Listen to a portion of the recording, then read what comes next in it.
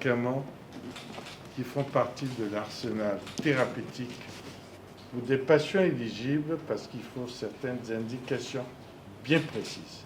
C'est un véritable souffle d'espoir pour des patients victimes d'accidents vasculaires cérébraux à Brazzaville.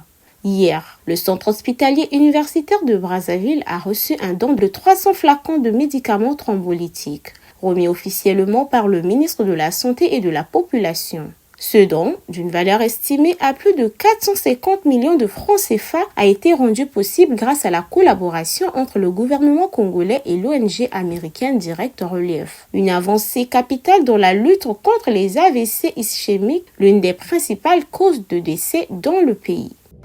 La remise officielle des médicaments thrombolytiques constitue un acte fort de solidarité et un pas décisif dans la lutte contre les accidents vasculaires cérébraux. Ce don est bien plus qu'un geste matériel.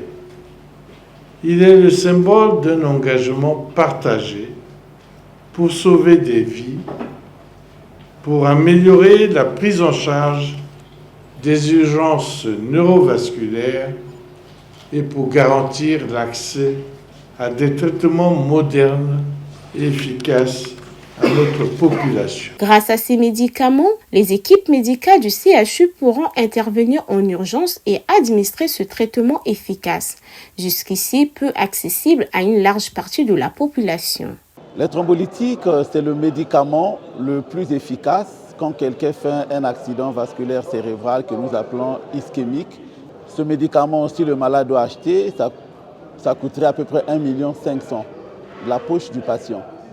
Et grâce à ce partenariat entre le ministère de la Santé et Direct Relief, nous avons reçu 300 flacons de ce médicament qui sont déjà disponibles à Brazzaville et dans le service de neurologie du CHU de Brazzaville. En garantissant un accès gratuit à ces soins de pointe, le gouvernement congolais affirme son engagement pour une santé plus équitable et solidaire, un pas important dans l'amélioration de la prise en charge des AVC à Brazzaville.